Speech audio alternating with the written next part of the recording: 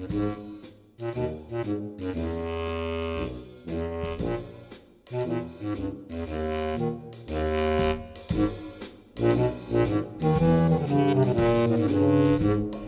ça, Robin des Bois? Dans quel bois? En Europe? Qu'est-ce que vous faites? En Amérique? En Asie? Il y a une foule de bonnes histoires, tu peux Vous l'écouter? voulez savoir? Hein? Alors, vous avez intérêt à le savoir quand vous racontez une histoire. Parce que la personne qui vous écoute va vous dire, est-ce que c'est au Kenya, ça, Robin des Bois? Pourquoi vous avez décidé de faire ce travail? C'est que depuis 2010, j'ai fondé une entreprise. Avant, je travaillais à la télé-université. Après 2 ans de recherche sur des jeux éducatifs, j'ai décidé de fonder une compagnie qui faisait des jeux éducatifs. J'ai fait un jeu sur les tables de multiplication. Après ça, j'ai fait un jeu de mémoire. Et voilà 2 ans, j'ai commencé à faire une activité aussi des contes d'Afrique. J'ai commencé à la bibliothèque Gabriel Roy. Après ça, j'ai fait des écoles à Québec, à Montréal et même à Ottawa. Et c'est en train de devenir mon activité principale, de raconter des contes d'Afrique. Mais je ne m'attendais pas à voir que les enfants adorent les contes. Et je m'en réjouis parce qu'à chaque fois, je vois briller les yeux des enfants. Comment lui, il va arriver à tuer le loup? Je sais. Il va demander à son père de lui amener une hache. Il va casser sa vitre des champs, puis là, il va sortir. Puis le loup va le tuer, puis là, après, il tue. Ah, mais c'est une autre version de l'histoire. Je n'avais pas pensé à ça. Non. Vous voyez?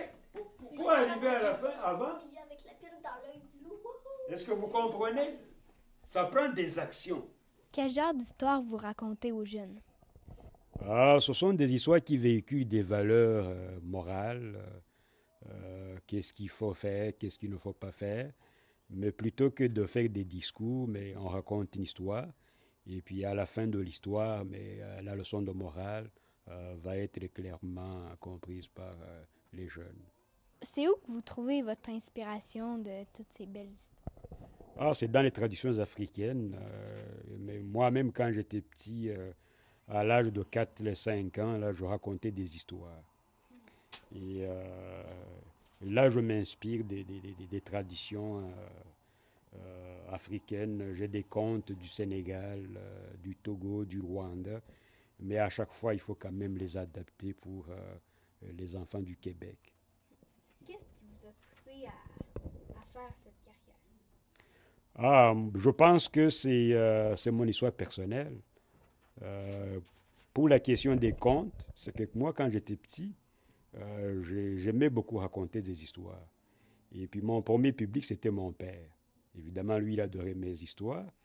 Mais plus tard, quand j'ai approché la bibliothèque Gabriel Roy pour faire l'activité, et quand j'ai dit aux responsables que mon père adorait mes histoires, mais ils m'ont dit quel papa n'adore pas les histoires de son enfant.